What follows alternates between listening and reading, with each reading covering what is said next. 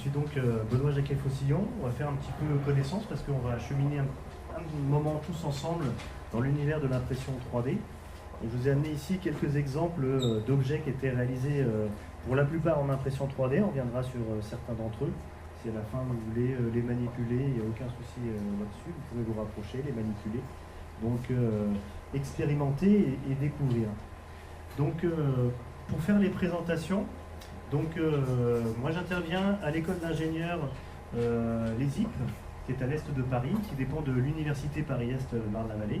Donc je suis responsable d'une filière d'ingénieurs mécaniques.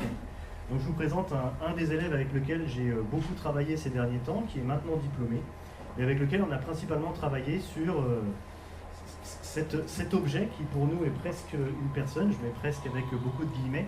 Nous vous présentons Jimmy. Et Jimmy en fait a été réalisé en impression 3D, notamment au niveau de la tête et puis au niveau ici de l'avant-bras. Vous avez par exemple, il est venu nous donner un coup de main aujourd'hui au sens premier du terme, puisque vous voyez ici sur la partie avant de la table ici, sa main gauche avec son avant-bras. Il est en train de tenir un verre. Je vais vous expliquer après ce qu'il y a dans le verre, puisque c'est une expérimentation que je fais avec vous aujourd'hui. Donc l'idée c'est que aujourd'hui nous allons voir globalement une approche de l'impression 3D. Je vous propose 4 grands thèmes. Déjà le thème sur la fabrication additive, puisque c'est de ça que ça retourne.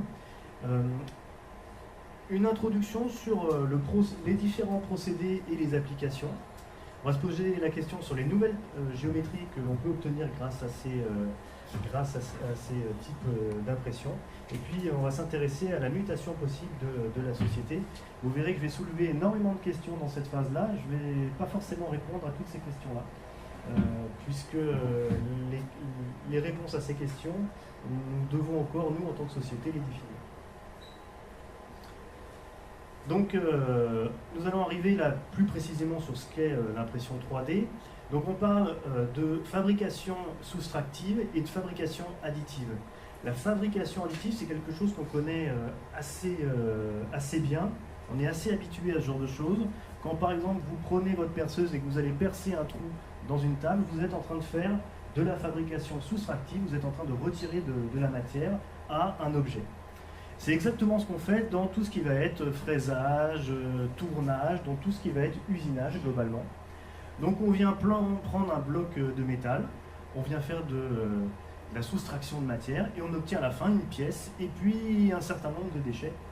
Et dans ces déchets, on a aussi bien les copeaux que ici quelque chose qu'on imagine moins, mais quand on vient faire de l'usinage par exemple, on est obligé d'amener du lubrifiant. Ce lubrifiant il a 2 objectifs. Le premier, arriver à diminuer la température au lieu en fait, où on retire la matière, puisqu'il y a un échauffement. Et le deuxième, c'est d'arriver à évacuer les copeaux au mieux. Donc ici, on a donc des déchets, et des déchets qui sont globalement souillés, ça nécessite un retraitement manuel. Donc on vient consommer plus de matière que nécessaire, et on vient également produire des déchets. Donc on a notre pièce, plus quelque chose qui est plus ou moins acceptable. Si on s'intéresse maintenant à la fabrication additive, on va ajouter de la matière. Ça veut dire que je pars de matière. Donc ici, par exemple, je vais prendre le procédé le plus connu à l'heure actuelle de l'impression 3D. C'est ici le dépôt de fil en fusion. Donc là, je vous ai ramené une imprimante, une petite imprimante qui tenait dans un sac qui permet de faire ce genre de choses. Et donc, on vient ici ajouter, à l'aide d'une buse d'impression, de la matière pour arriver à faire, alors là ici en l'occurrence c'est un bloc d'impression. Alors souvent on a tendance à dire que ça ne produit pas de déchets, ça produit toujours un peu de déchets, on reviendra surtout dans la conclusion là-dessus. Et là par exemple on voit qu'on imprime 2 matières à partir d'une seule buse, donc on va devoir dégorger la buse au changement de matière, donc ça va quand même produire des déchets. Mais le procédé est entre guillemets un peu plus propre. On pourra revenir si vous avez des questions là-dessus sur la propreté de ce type de procédé. Donc là, c'est les 2 grands domaines en fait de la fabrication. Il y en a bien d'autres avec l'injection de plastique, avec le moulage, avec ce genre de choses, avec la forge. Mais là, on a 2 grands modes d'impression, de réalisation de composants qu'on met souvent en vis-à-vis et en comparaison. Alors comment est-ce qu'on vient maintenant imprimer en 3D? Puisque vous voyez ici un certain nombre de pièces, mais Je prends par exemple le Moai ici présent. Ben, ce Moai, comment est-ce qu'on est venu le réaliser? Et donc, le procédé est, j'allais dire, à la fois simple et compliqué. Ce qu'il faut d'abord, c'est faire un modèle 3D volumique.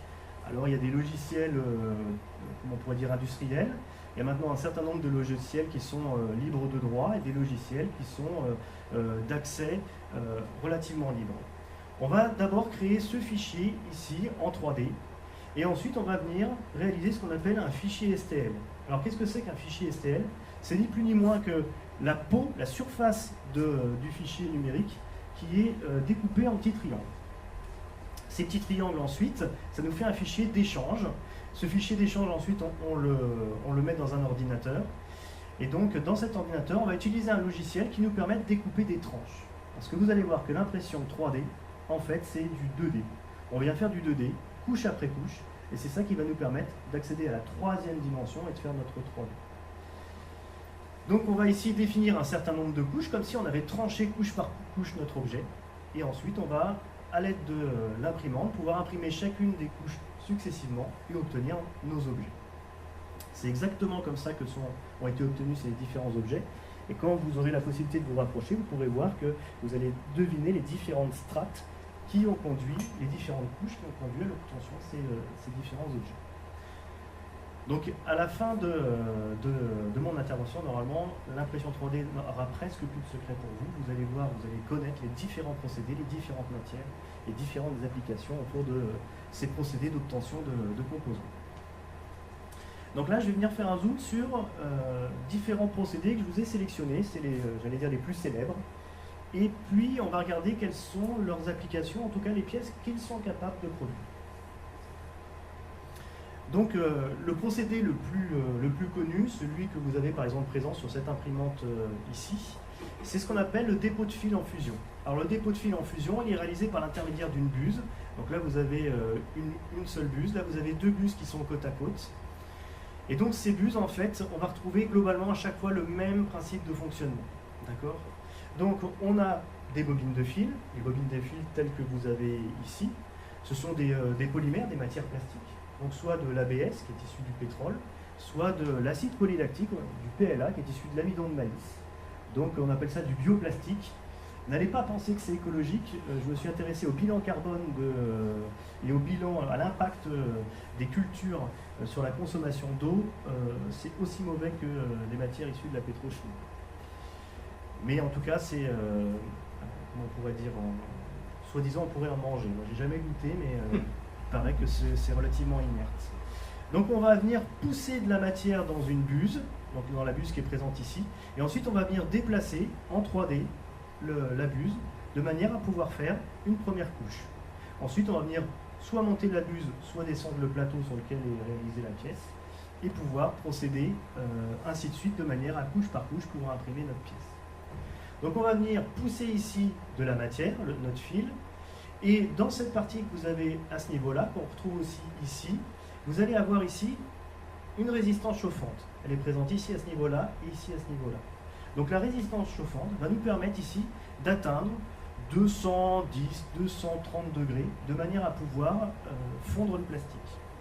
On va avoir sur le côté une petite thermistance qui va nous permettre de connaître la température.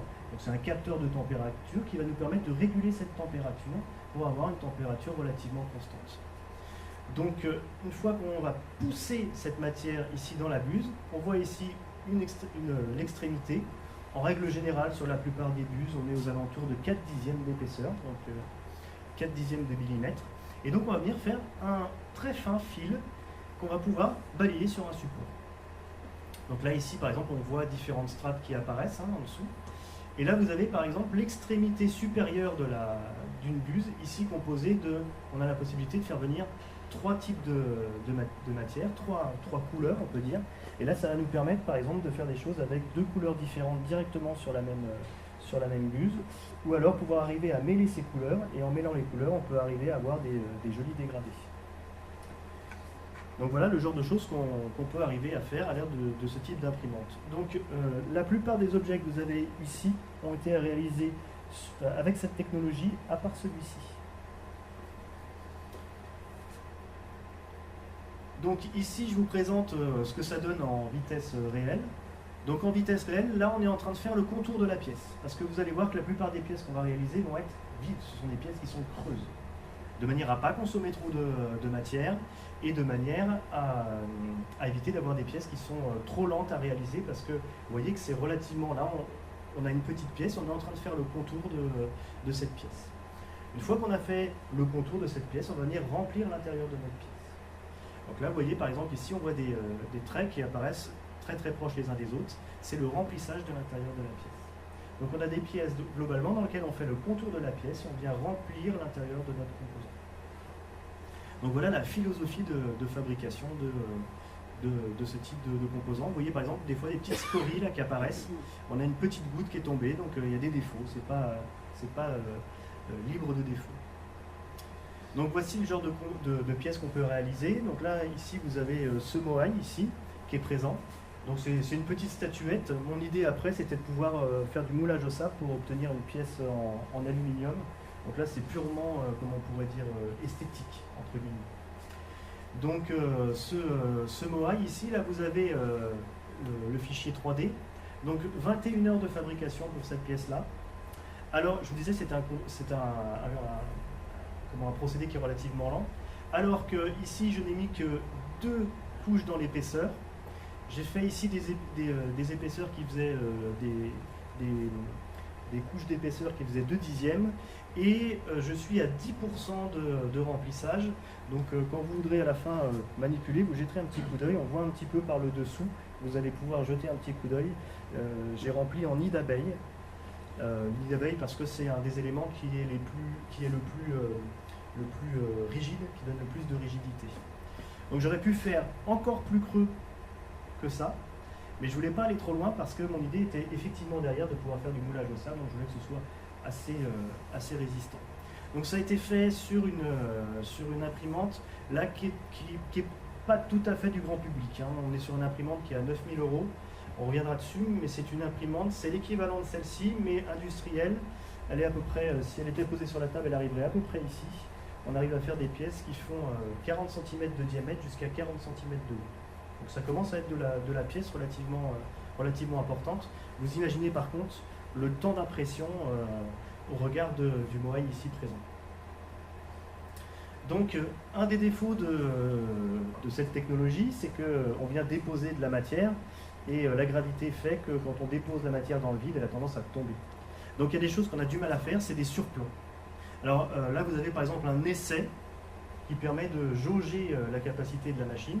Donc on voit que assez rapidement, il y a de la matière qui tombe. Alors sur les couches, au fur et à mesure du dessus, on arrive à rattraper, mais il y a quand même une zone qui peut être très très indélicate. On a la possibilité pour ce faire d'imprimer des supports qui sont des supports temporaires. Il y a 2 natures de supports, les supports qui sont faits dans la même matière. Donc là, on a des choses qui sont beaucoup plus ajourées, qui sont sécables, on peut venir les retirer à la main, mais ça veut dire que la surface du dessous ici, elle ne va pas avoir une très très belle qualité. Après, on a un autre type de support, c'est les supports que vous avez ici en blanc, c'est-à-dire qu'on va venir imprimer avec des matériaux qui sont solubles.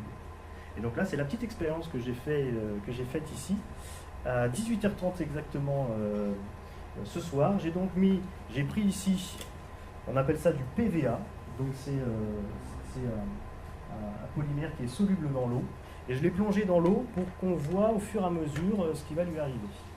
Donc déjà, dans un premier temps, vous allez voir qu'il va devenir tout blanc, et puis après, peut-être qu'à la fin, on viendra préparer le cocktail, entre guillemets, je vous demande juste de ne pas le boire, de manière à pouvoir voir ce qu'il advient de ce fameux PV. Donc voilà en image ce que ça peut donner. Alors là c'est en accéléré, hein. La première vidéo c'était en vitesse classique. Et donc là on voit qu'il y a bien 2 matériaux. Et le matériau qui apparaît ici en blanc, c'est du matériau qui est soluble à l'eau, c'est du PVA. Le matériau gris, c'est du PLA, le fameux acide polylactique, l'amidon à base d'amidon de maïs. On le plonge dans l'eau, vous voyez, c'est magique. C'est pratiquement une publicité. Alors, vous allez voir que dans la réalité, ça fond un peu moins bien que ça. Et pour forcer un peu les choses, ce qu'on vient faire souvent, c'est mettre des ultrasons, un petit peu comme les ustensiles qu'on utilise pour pouvoir nettoyer les bijoux, de manière à pouvoir améliorer un petit peu les choses. Donc voilà, vous avez vu, c'est exceptionnel. Et quand on choisit les vidéos, on choisit toujours les vidéos où ça se passe bien.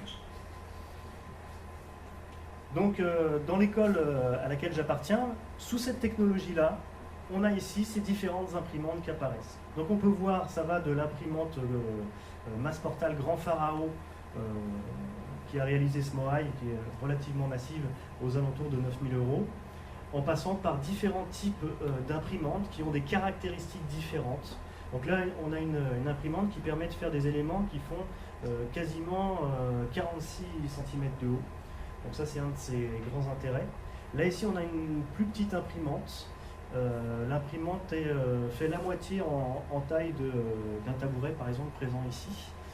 Donc, elle, son intérêt, c'est qu'elle a ici deux buses. Donc, on peut venir faire deux matières qui ont des caractéristiques différentes, c'est-à-dire des caractéristiques qui vont fondre à des températures différentes. Donc ça, c'est très utile quand on vient faire quand on vient utiliser du PVA pour faire des supports, c'est-à-dire de la matière soluble à l'eau, et puis du PLA. Ici, alors ça, celle-là, elle n'est pas donnée, mais alors elle est magnifique. Elle est magnifique pour plusieurs raisons. Alors elle est toute petite, mais elle doit faire à peu près le double de celle-ci en largeur. Mais par contre, elle a une tête qui est interchangeable. Et sur cette tête interchangeable, on peut venir faire de l'impression 3D classiquement avec un seul matériau, avec deux matériaux. Elle a une grande seringue qui permet de faire du chocolat, un matériau pâteux chocolat, pour ceux qui ont toujours eu envie, par exemple, de dessiner le nom de leur société ou leur nom de famille et de croquer dedans, c'est l'occasion. Et donc elle permet aussi de faire, elle a une tête de fraisage. Donc avec cette tête de fraisage, par exemple, on est venu réaliser en contreplaqué un petit élément ici qui modélise un tabouret. Et on peut lui adjoindre une tête qui permet de faire du gravage laser. Donc ici, c'est du gravage laser qui a été réalisé par cette imprimante sur du carton. Elle ne peut pas faire de découpe laser parce qu'elle n'est pas assez puissante, à part sur du papier, bien évidemment. Mais ça donne déjà un panel d'activités relativement intéressant. Donc là, toutes ces imprimantes sont des imprimantes qui sont, comme on pourrait dire, qui arrivent construites. Et après, on peut utiliser un certain nombre de kits. C'est le cas par exemple ici de l'imprimante Micro Delta que je vous ai ramenée, donc c'est celle-ci, donc elle vaut à l'heure actuelle 300 €. On a d'autres imprimantes qui sont d'autres natures, aux environs de 600 €. Donc là on est sur des imprimantes, j'allais dire grand public.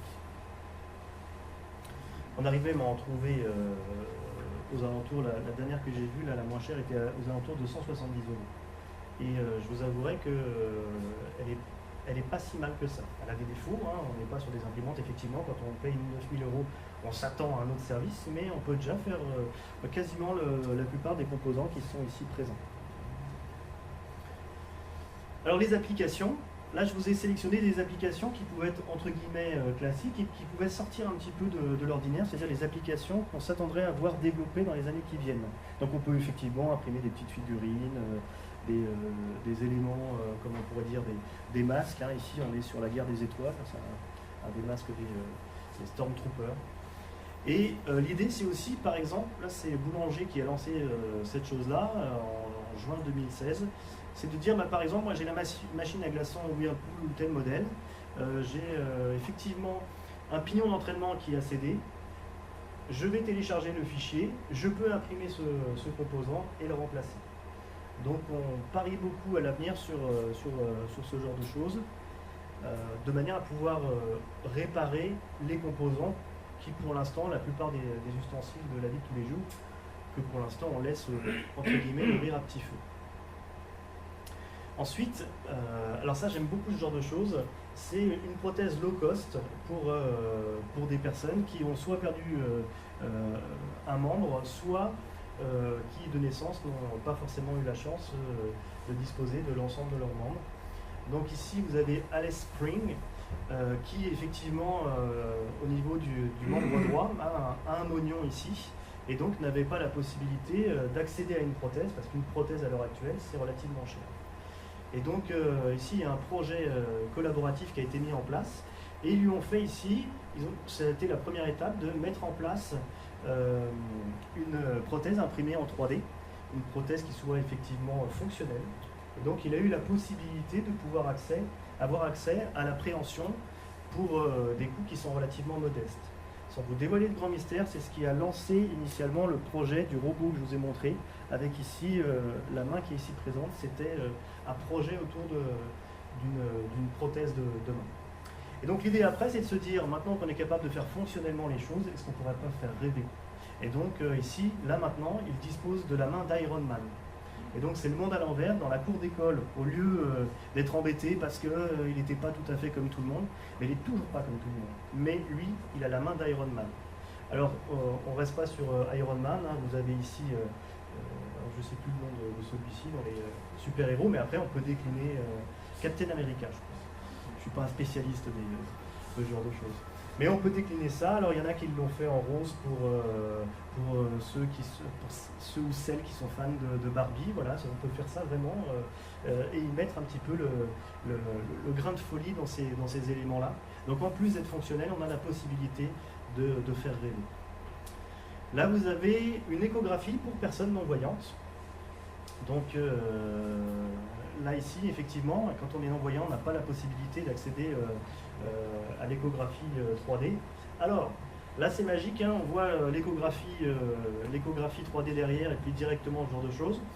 Il faut attendre environ 12 heures, hein, 12 à 20 heures, pour arriver à voir ce genre de choses. Donc là c'est juste pour la photo qu'on a eu cet élément-là. Mais c'est quand même intéressant de pouvoir donner la possibilité à quelqu'un qui est non-voyant de pouvoir accéder à cette échographie. Donc régulièrement, ça c'est des images que j'ai glanées sur Internet, je vais essayer de vous décoder le mythe et la réalité à chaque fois. Là ici, vous avez, là on est encore dans le stade du prototype en 2015, donc ici c'est toujours le même type d'impression, mais là avec un bras robotisé un peu particulier. On revoit ici les différentes strates d'impression, et donc ici c'est un châssis de voiture qui a été réalisé, donc 44 heures d'impression tout de même, ce qui, à la vue de la dimension de la voiture, est relativement modeste.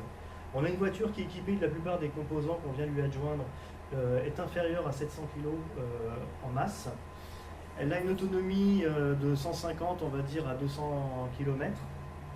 Ça peut avoir ses limites, avec 64 km/h en vitesse de pointe maximum. Après tout, en zone urbaine, pourquoi pas. Donc tout ça pour dire qu'il y a des applications qui peuvent être faites dans ce domaine-là. Il n'y a qu'un seul souci, c'est qu'elle n'est pas homologuée pour l'instant par rapport à tout ce qui est crash test et à ce genre de choses.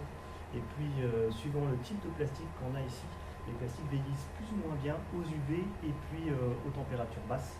Donc, voilà, souvent on a tendance à dire voilà, c'est magique. Mais derrière ça, il y a aussi des caractéristiques des matières plastiques à prendre en compte.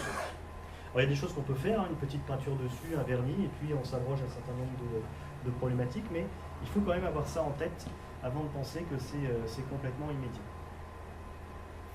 Donc là ici, toujours sur cette technologie-là, progrès ou pas, on a la possibilité d'avoir, ici on voit deux têtes d'impression côte à côte, une tête qui va venir imprimer du plastique et une tête qui va venir imprimer ici un matériau pâteux qui va durcir et qui correspond en fait à un matériau conducteur. Donc l'idée ici, c'est que l'ensemble de ce drone a été fait en venant imprimer la matière plastique, en arrêtant l'imprimante, en mettant les composants électroniques, en venant ici imprimer, toujours avec la même imprimante, le matériau conducteur, en venant mettre l'ensemble des cartes électroniques. Et donc ici, vous avez un ensemble qui est, on va dire, j'allais dire surmoulé, mais le mot moulage n'est pas approprié, surimprimé avec l'ensemble des composants à l'intérieur. Ça pose un problème par rapport à des notions de recyclage, par contre. Ce n'est pas démontable. Donc ça fait partie des défauts de la chose. Donc ici, on arrive sur une autre technologie. Alors là, on quitte l'univers des matières plastiques et on va arriver là, ici, sur de la fabrication additive avec de la projection de poudre métallique. Alors cette projection de poudre métallique, en fait, on va avoir la matière qui va arriver ici de part et d'autre par l'intermédiaire des buses. Donc la poudre va arriver à ce niveau-ci. Et puis on va envoyer un laser ici qui va venir échauffer l'ensemble. Et donc là, vous allez voir qu'on va venir pouvoir déposer de la matière en fusion et de la matière métallique.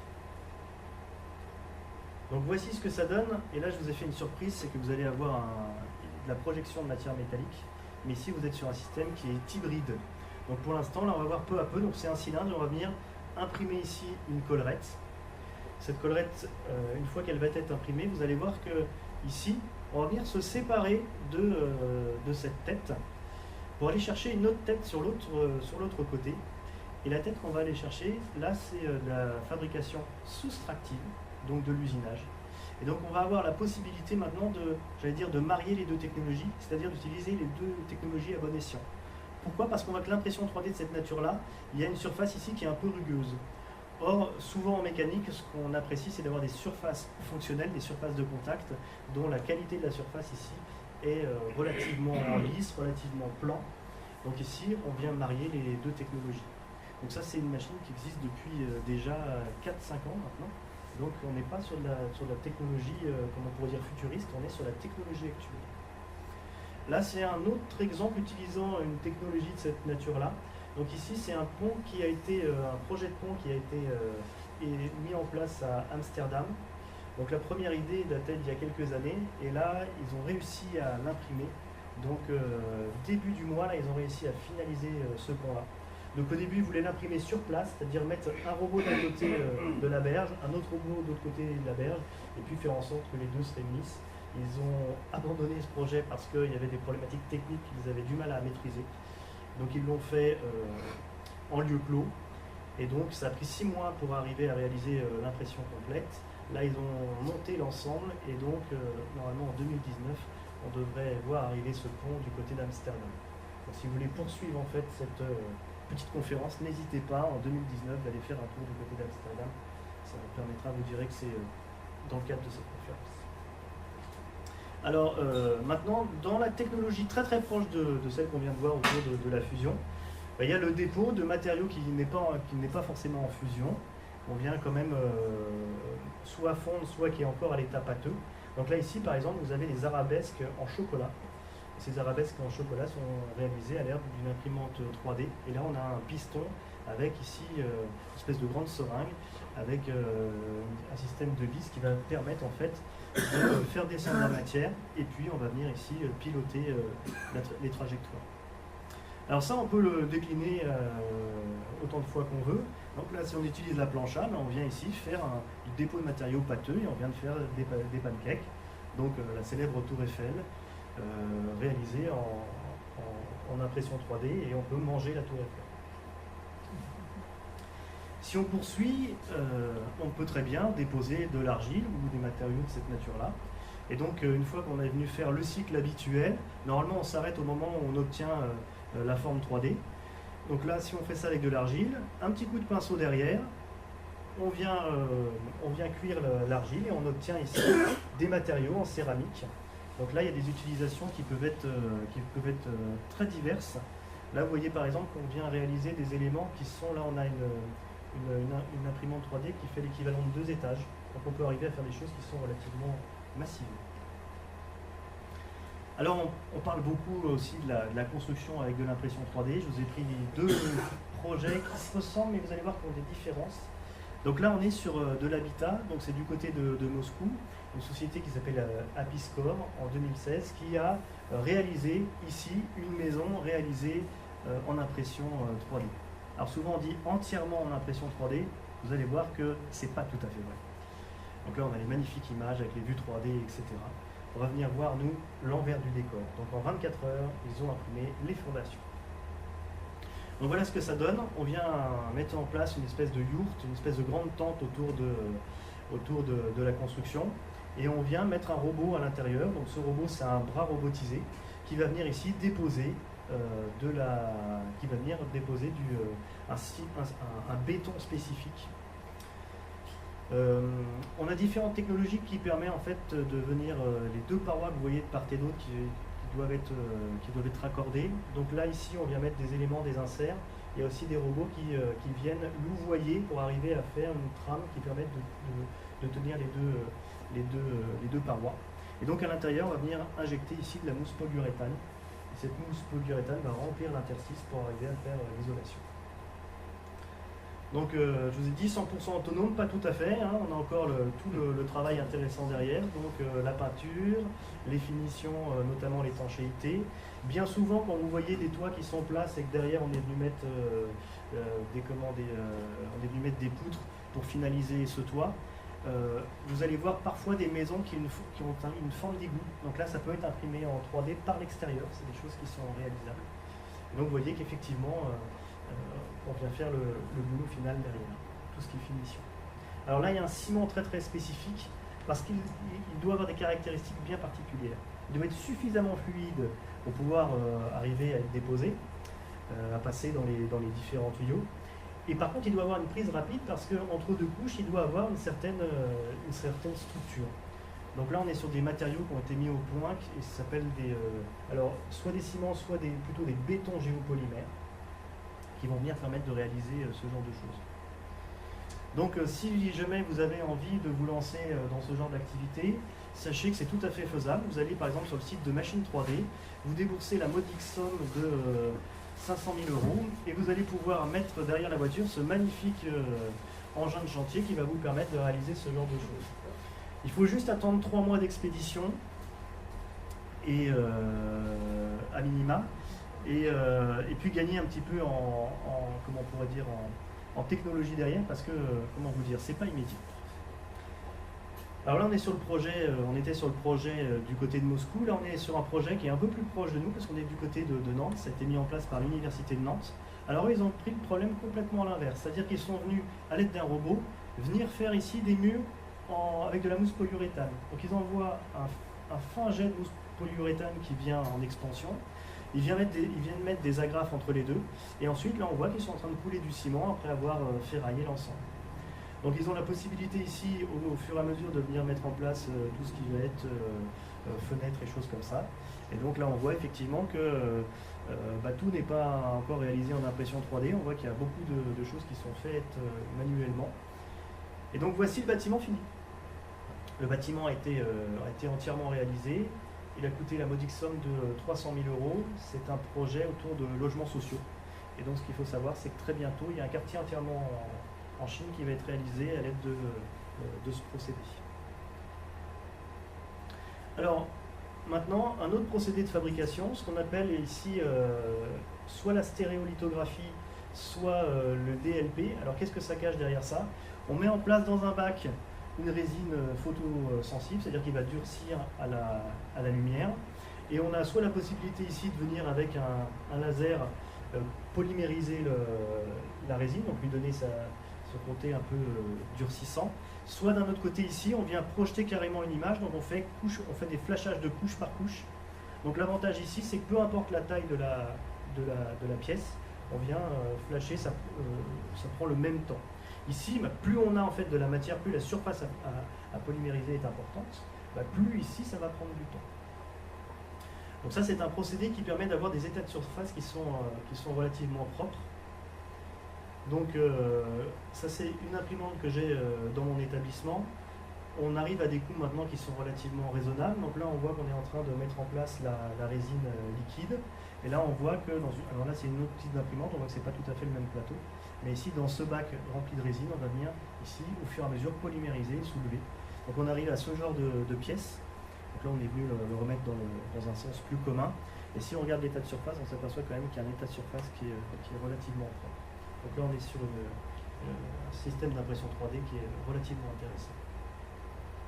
Donc voilà ce que ça donne en pratique. Donc en pratique on a le bac ici avec la résine liquide, alors c'est un peu plus visqueux que liquide. On vient ici avoir le laser par-dessous qui va venir polymériser. Ensuite, pour être certain qu'on a bien de la matière en dessous, il y a le racleur ici qui va venir mettre un petit coup pour être sûr qu'il y a bien de la matière au contact. On revient, on redépose, on vient remettre un petit coup de laser et étape par étape, on vient mettre en place la matière et donc la pièce va se faire progressivement. C'est un procédé qui est aussi lent que le premier. C'est quelque chose à se rappeler, l'impression 3D c'est quelque chose de très très lent. Donc voici par exemple le genre de pièce qu'on est capable d'obtenir. Alors peut-être que les bricoleurs la reconnaissent. Ici en fait on est sur le carter d'une scie sauteuse. Et cette scie sauteuse, moi j'ai la même à la maison, c'était celle de mon grand-père, une belle scie sauteuse Peugeot. Donc si vous jetez un coup d'œil au best-seller de chez Peugeot dans les scies sauteuses, vous allez retrouver exactement ce carter-là avec ici le lion qui apparaît à ce niveau-là. Donc ça veut dire que par exemple vous avez la scie sauteuse, elle fait une chute par terre, vous cassez le carter, vous êtes capable de pouvoir refabriquer ce carter. Donc là c'est stéréolithographie laser. Là ici on est sur un autre procédé. Alors là ici on va avoir un bac avec de la poudre. ce bac avec de la poudre, vous allez avoir ici un rouleau qui va venir amener de la poudre à cet endroit. Et puis ce qu'on va venir faire, on va venir projeter ici un liant, on va dire une colle pour simplifier, qui va coller la poudre. Et on va adjoindre à cette colle en fait de la couleur, comme sur une imprimante. Donc on va pouvoir faire tous les dégradés souhaités. Et une fois qu'on a fait la première couche, on vient descendre le plateau, on vient remettre une fine épaisseur de poudre, on vient déplacer la tête qui va venir mettre du liant au bon endroit. Et donc à la fin, on a la possibilité d'obtenir des pièces qui sont relativement complexes et avec tout un dégradé de couleurs. Donc les mêmes dégradés de couleurs que vous pourriez avoir sur votre imprimante jet d'encre chez vous, mais là, on est face à de la 3D. Alors l'envers du décor, c'est qu'au moment où on vient rechercher la pièce dans la poudre, il faut faire attention un petit peu. Donc souvent, vous allez voir des gens qui ont des masques. Dès que vous voyez des gens qui n'ont pas des masques, c'est soit qu'ils se mettent en danger, soit qu'ils ne sont pas en train de faire ce qu'ils désignent être en train de faire. C'est relativement toxique. Alors un des défauts aussi, c'est que là, vous vous rendez compte qu'on est sur du plastique avec un liant chimique. Ce sont des matériaux qu'on appelle les thermodurcissables en plastique. Et les thermodurcissables, on les met en forme une fois, et quand on a fini de les mettre en forme, on les broie, ou alors on les met directement en valorisation, c'est-à-dire qu'on les brûle, et on n'a pas la possibilité de les recycler. Donc là, c'est un des gros défauts de cette technologie-là.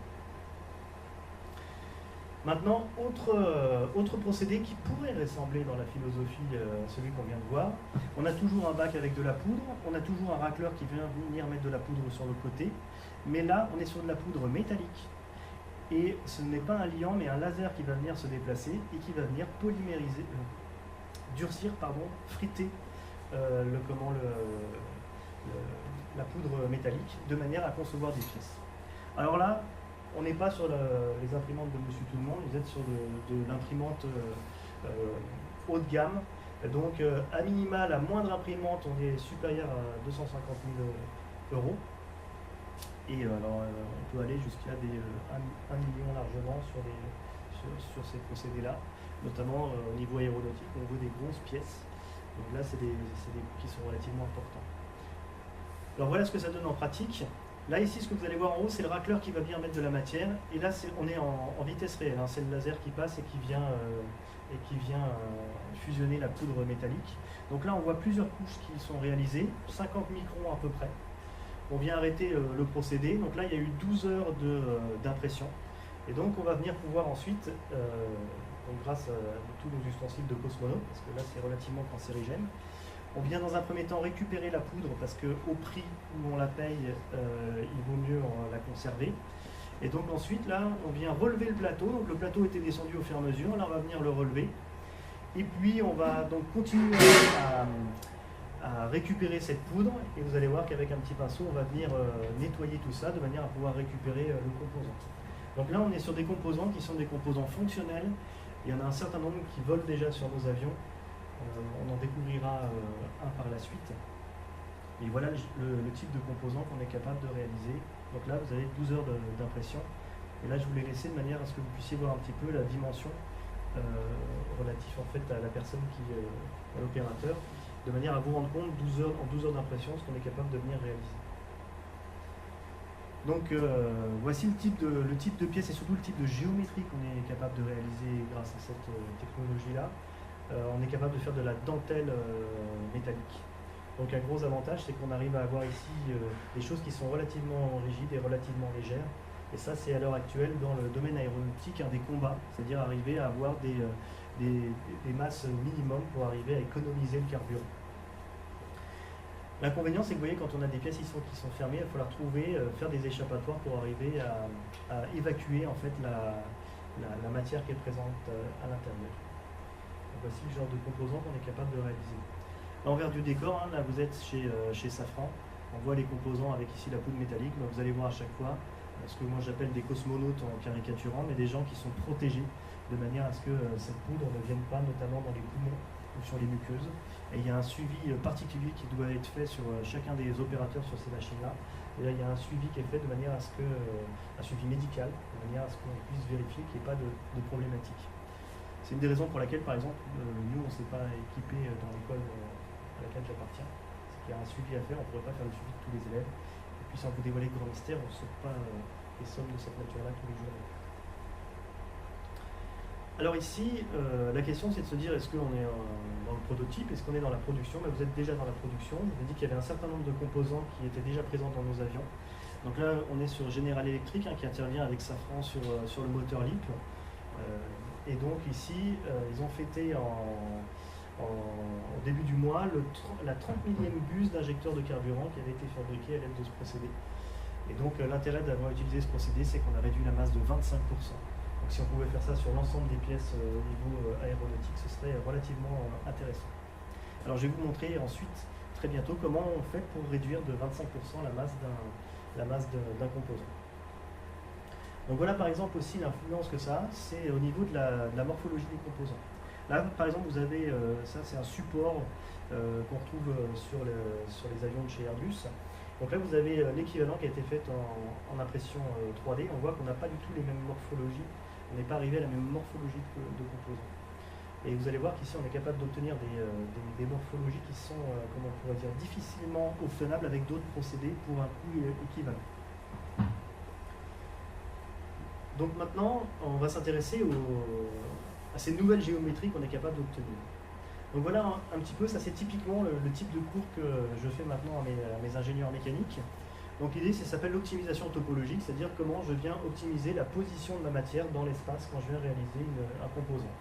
Donc je pars de l'encombrement globalement de ma pièce, et puis je viens mettre en place des caractéristiques, ici ce qu'on appelle les conditions limites, c'est-à-dire dire qu'ici il y a deux pattes qui ne vont pas être sollicitées, puis d'un autre côté on va venir mettre un effort.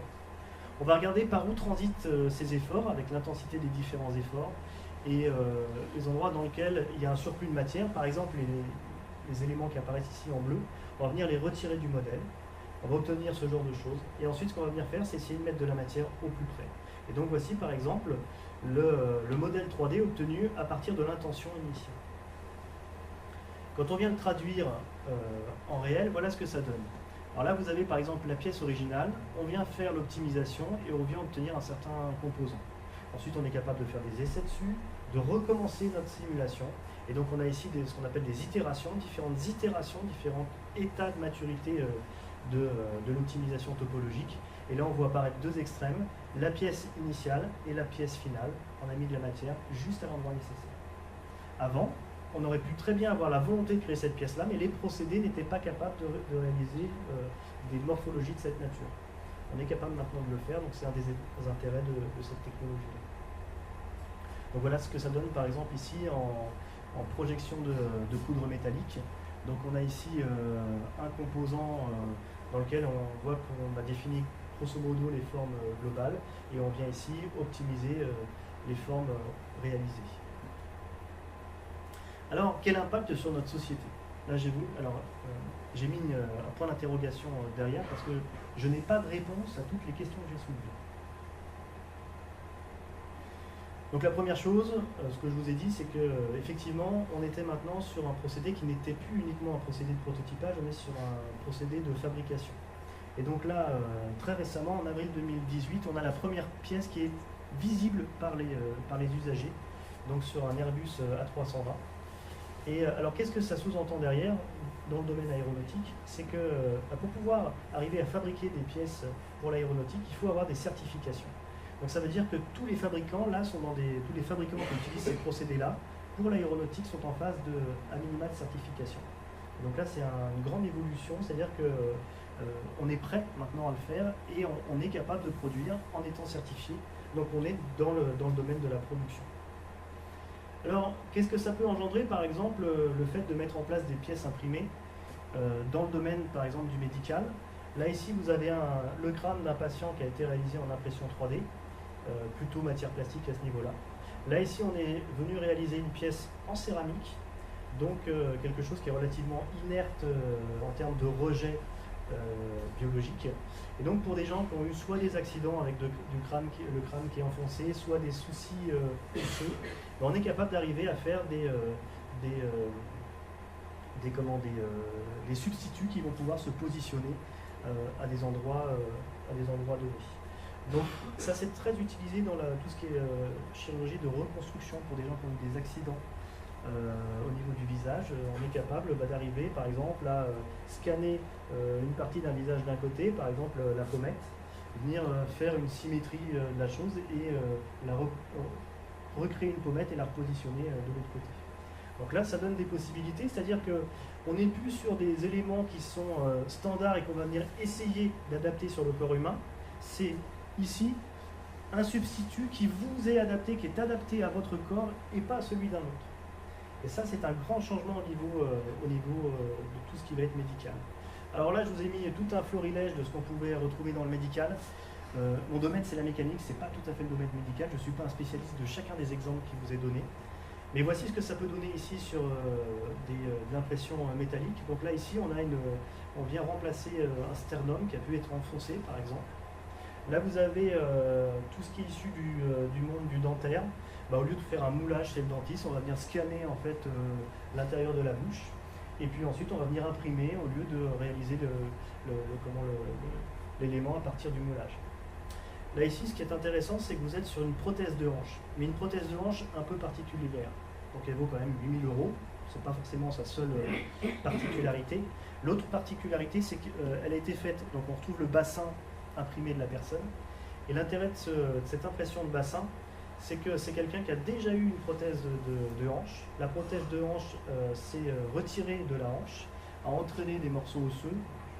Je vais dégoûter sitôt dans la soirée, et l'idée c'est qu'on ne peut plus lui adapter une prothèse de hanche classique. Donc là on vient faire un scan 3D, on vient ici réaliser en impression 3D une nouvelle prothèse mais qui est adaptée à son os. Et donc ici on est capable de lui adapter une prothèse alors qu'il ne pourrait pas en avoir aussi facilement habituellement. Là ici on est au niveau de tout ce qui va être de la colonne vertébrale. Donc effectivement, quand on a des soucis osseux à ce niveau-là, on est capable maintenant de faire des prothèses qui permettent de venir remplacer des éléments osseux. Alors ici, on retrouve aussi ce genre de choses pour tout ce qui va être mâchoire. Il y a un certain nombre de personnes qui ont des problèmes osseux au niveau de la mâchoire. Donc là, on a la possibilité carrément de remplacer cette mâchoire par une mâchoire, par exemple, qui peut être imprimée avec des matériaux métalliques. Donc voilà, on pourrait dire que c'est la mâchoire de Terminator imprimée en titane ou que sais-je encore, mais effectivement ça peut rendre de grands services. Là ici c'est une oreille qui a été réalisée, c'est un domaine que je ne maîtrise pas du tout. Et a priori il y a des gros soucis pour arriver à faire des prothèses d'oreille. Et donc là on a la possibilité à partir de cartilage humain de pouvoir recréer des oreilles.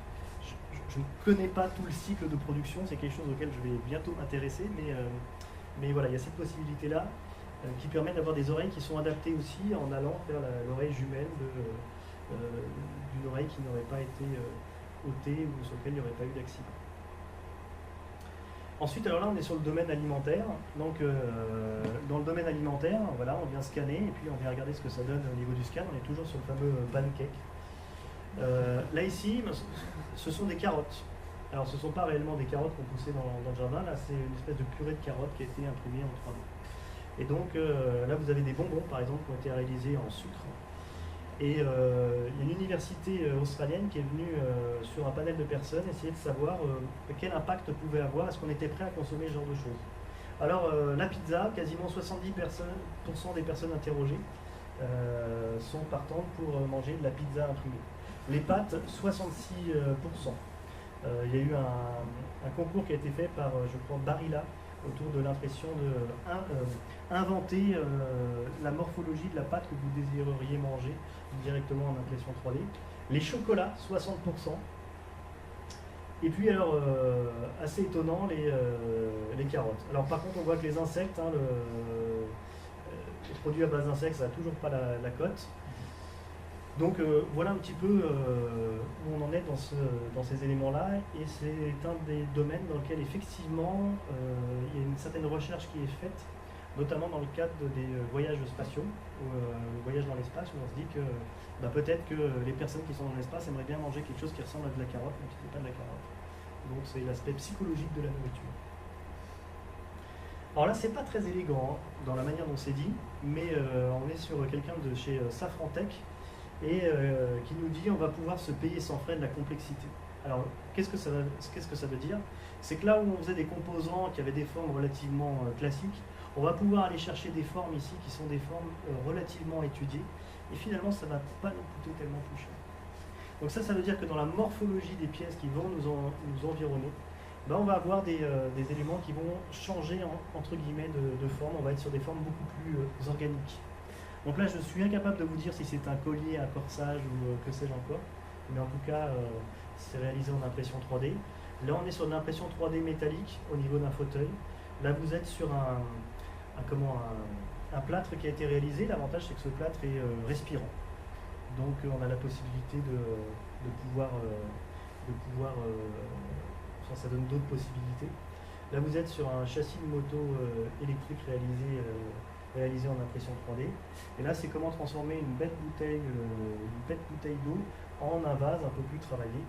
Et ça veut dire qu'ici effectivement on va avoir des formes maintenant qu'on est capable de faire beaucoup plus travaillées. On voit par exemple, ne serait-ce que dans le domaine de l'outillage, un des domaines qui me passionne, si vous allez à l'heure actuelle dans les magasins de bricolage, vous allez voir des formes qui sont, comment on pourrait dire, très douces. Venaient dans les années 60, on avait des formes qui étaient beaucoup plus, comment on pourrait dire, des arêtes beaucoup plus vives, des formes qui étaient beaucoup plus marquées. Donc là, on va arriver à ce même saut au niveau des formes, avec des formes ici qui sont des formes très très organiques. Alors dans les problématiques qui se posent, la notion du droit d'auteur. Donc là vous avez par exemple une magnifique Macabot Replicator 2. Et donc on est venu imprimer ici la tête célèbre d'un certain Yoda, le personnage de la guerre des étoiles. Par curiosité, là vous voyez apparaître ici le support qui permet d'aller tenir l'extrémité de l'oreille. On arrive ici à avoir sur des angles relativement faibles, arriver à mettre de la matière sans qu'il y ait un effondrement. Je ne suis pas certain que George Lucas ou maintenant Disney ait touché beaucoup de royalties sur ce Yoda-là. Et là, on a un vrai problème autour du droit d'auteur, puisqu'on va avoir des fichiers qui vont pouvoir se déplacer, être communiqués, et derrière lequel il n'y a pas forcément l'auteur ne va pas forcément toucher de l'argent. Et là, on va toucher un autre point qui va dans le même ordre, c'est qu'on a aussi le grand sujet des armes à feu. Donc j'ai envie de m'imprimer une arme à feu.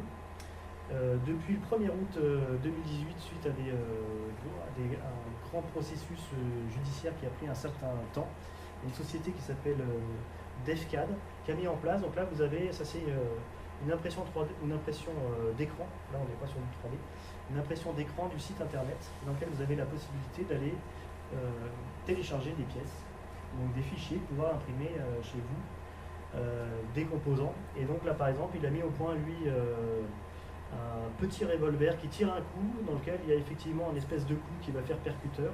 Mais ça ici on est capable d'accéder à ces fichiers là. Et il a mis ça en place en 2013, de 2013 jusqu'à 2018, il y a eu des grandes poursuites judiciaires autour de ça. Et là on a quelque chose d'un peu plus dangereux encore, c'est qu'on a une arme ici automatique. Dans ce type d'arme automatique, le AR-15, la difficulté ici c'est toute cette zone centrale ici qui est difficile à obtenir. Et donc lui il l'a réalisé ici notamment en impression 3D. Alors, on va voir après avec d'autres procédés de fabrication, mais alors là j'allais dire l'avantage de l'impression 3D c'est que c'est assez fragile. Donc là ici on a une durée de vie assez limitée. Mais si chez moi j'ai une petite commande numérique que j'ai payé 500 € qui me permet de faire du fraisage, et ben en étant très patient, je peux arriver à me faire la même pièce en aluminium ou en cuivre, donc dans des métaux plutôt métalliques. Et là on arrive sur des choses qui sont relativement dangereuses parce que ça veut dire qu'on a des armes qu'on n'est pas capable d'arriver à contrôler. Et donc lui s'appuie, si vous jetez un petit coup d'œil, il s'appuie ici, il dit voilà, second amendement, États-Unis, second amendement, c'est mon droit, donc je voudrais effectivement faire respecter et développer ce second amendement. Donc on a la possibilité d'acheter, puis on a la possibilité, quand on a construit certains fichiers, d'arriver à justement aider la communauté des fabricants d'armes personnelles. Ça pose un certain nombre de questions dans le monde et avec les événements qu'on a connus ces dernières années. Alors je ne voulais pas finir là-dessus, donc je vous ai laissé d'autres éléments qui étaient un peu plus intéressants. Donc là ici on est en 2014, Barry Wilmore est dans la station spatiale, il vient d'imprimer ici de manivelle là, pour utiliser dans la station spatiale. Donc là ici vous avez l'imprimante 3D par dépôt de fil en fusion qui a été réalisée. C'est une imprimante un peu particulière, puisque comme on n'a pas de gravité, il faut arriver à faire en sorte quand même que le plastique vienne au contact, et donc c'est une machine un peu particulière avec des systèmes qui mettent sous pression l'enceinte à l'intérieur. Donc puisqu'on est dans le monde du spatial, on va être là dans une étape de transition. Donc là, la NASA a lancé ici un challenge un concours autour de l'impression de 3D d'habitat. Je dois aller sur la Lune, je dois aller sur Mars, donc là c'est le projet qui concerne Mars. Soit j'emmène les habitats et je les emmène directement de la Terre, soit j'utilise les matériaux à disposition, j'utilise un certain nombre de robots et je viens développer, en fait, imprimer en 3D des logements qui permettent en fait de pouvoir habiter dans ces différentes planètes. Donc on pourrait se dire que là on est complètement sur le rêve. Ce concours, on en est au stade ici où il lance les prototypes à l'échelle 1 tiers. Donc ça veut dire que là, les différents concurrents sont dans la phase où ils sont en train de tester les choses. Donc on arrive sur des choses qui sont, comment on pourrait dire, de l'ordre du réalisable.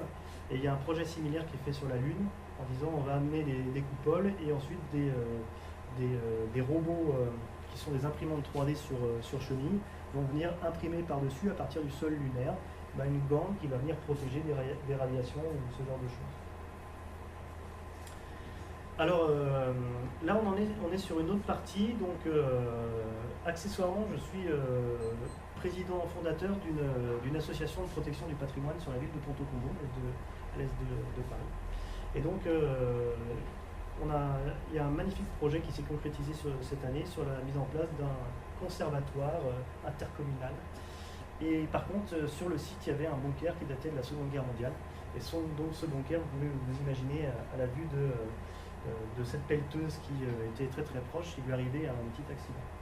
J'ai eu la chance de pouvoir intervenir avec un géomètre topographe qu'il a utilisé du matériel professionnel. On est venu faire un scan intérieur-extérieur avec 2 technologies différentes.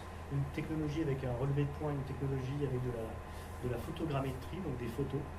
Et donc l'idée c'est que maintenant qu'on a archivé numériquement ce bunker, on va mettre en place maintenant une maquette qui va être physique en utilisant notamment des impressions 3D de manière à pouvoir bénéficier au quotidien de cette maquette.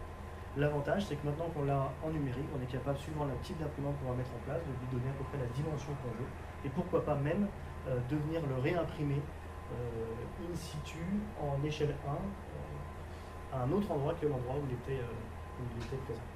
Donc là, ça donne la possibilité de pouvoir voyager non plus uniquement dans du numérique, dans du virtuel, mais dans du réel, sur des éléments du patrimoine. Donc là, on a parlé principalement d'impression 3D. Il y a d'autres moyens d'impression, il y a d'autres moyens de fabrication. Là, on est sur de la fabrication soustractive. Il y a 2 moyens qui sont très intéressants en complément de l'impression 3D. Ici, vous avez la découpe laser. Donc là, c'est une découpe laser qui vaut 50 000 euros, présente dans notre établissement. Donc ici, on peut faire des pièces qui font 50 cm sur 80 cm. Et l'idée, c'est qu'on vient ici en fait découper à l'aide d'un laser des tôles de plastique, si je caricature, ou des tôles ou des fines épaisseurs de bois. On est capable de graver aussi. Là, c'est le logo de l'université. Donc j'ai une collègue là, GM comme génie mécanique, on a fait un petit trou, elle l'a mis en pendentif. Donc c'est pour montrer qu'on est capable aussi dans le domaine de la mécanique de faire des choses un peu plus fines. Mais l'avantage, c'est que par exemple, là ici, c'est quelques secondes pour arriver à découper cette pièce-là. Si je dois la faire en impression 3D, j'en ai pour 30 à 40 minutes. Donc on n'est pas du tout sur les mêmes cadences de fabrication. On n'est pas du tout sur les mêmes typologies de pièces non plus. Donc là, je peux arriver à découper, j'allais dire, des tôles plastiques qui font aux alentours de 3 cm d'épaisseur. C'est un des lasers les plus puissants sur des petites imprimantes du marché comme ça. Sur ce type de découpe laser, je ne vais pas pouvoir faire par contre de matériaux métalliques. Là, on devrait passer sur des lasers beaucoup plus puissants. Et puis là, si vous êtes sur des petites fraiseuses que vous pouvez avoir chez vous, sur des kits que vous pouvez monter, et donc là, on vient pouvoir piloter en 3D du fraisage. Donc si vous prenez des forêts des forêts cylindriques, vous voyez des strates apparaître. Si vous prenez des forêts avec des embouts qui sont des embouts sphériques, on vient avoir des pièces qui sont relativement intéressantes. Donc là, on vient fabriquer très très rapidement des pièces qui ne sont pas aussi complexes qu'en impression 3D, mais en mariant toutes ces technologies-là, on peut arriver à produire chez soi. Alors jusque-là, on a beaucoup produit, mais maintenant, il y a des pièces qu'on produit et qu'on ne peut pas forcément recycler. Et il y a des matières plastiques qu'on est capable de recycler.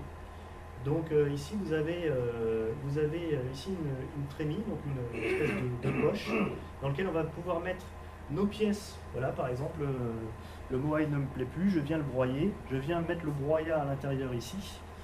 Il y a une vis qui va venir le pousser. Dans l'équivalent d'une buse qui va chauffer ici, je suis capable de réextruder du fil, de manière à pouvoir rembobiner tout ça et réutiliser. Et donc là, j'ai le cyclage complet. Alors c'est très beau dit comme ça. En pratique, on a quelques soucis parce que ce fil n'est pas forcément régulier. Et donc au moment d'imprimer, on a des petits éléments qui font qu'on a un certain nombre de défauts qui apparaissent. Et là, on est encore sur comment on pourrait dire, sur les premiers prototypes autour de ce genre d'éléments. Alors pour finir, là j'arrive sur la fin. Donc on finit souvent sur des aspects positifs. Moi je voulais vous montrer l'envers du décor. C'est que souvent les gens vous disent tu prends le fichier et tu l'imprimes. Quand on prend le fichier et qu'on l'imprime sans faire attention, il nous arrive des accidents. Et puis on a des défauts aussi au niveau d'impression qu'il faut arriver à manipuler. Donc quelqu'un qui a beaucoup fait d'impression 3D va vous dire que c'est un procédé qui est parfois très délicat et qu'il faut arriver à maîtriser. Donc là vous avez le type d'accident qui peut arriver. On a un moment la buse qui est soit assez bouchée, soit dégorgée au mauvais moment. La buse qui est revenue, qui a cassé la tête du bateau ici. Ça c'est typiquement ce qui vous arrive quand vous décidez de lancer une impression en plein milieu de la nuit, qu'il se passe quelque chose que vous ne maîtrisez pas, que l'imprimante continue à imprimer. Vous avez le fil qui s'en mêle, et puis au milieu on voit qu'il est un peu noirci, il est un peu grillé. Si vous prenez de la matière plastique blanche, des fois ça ressemble un peu à des pop-corn, mais voilà, là on s'aperçoit qu'on n'a pas forcément ce qu'on voulait. Dans un certain nombre de procédés, quand on vient ici faire un certain nombre de couches, le plastique en refroidissant il vient se restreindre. Et quand il y a des directions qui sont principales, on vient ici avoir des décollements. Donc le décollement peut engendrer le décollement de la pièce complète, donc l'arrêt de l'impression, mais aussi d'autres problèmes qui sont des problèmes que si je dois avoir une surface plane sur la partie inférieure, là ça pose un peu problème. Et puis si la hauteur là doit être bien spécifique, elle n'est pas tout à fait la même qu'ici, ça peut poser problème aussi.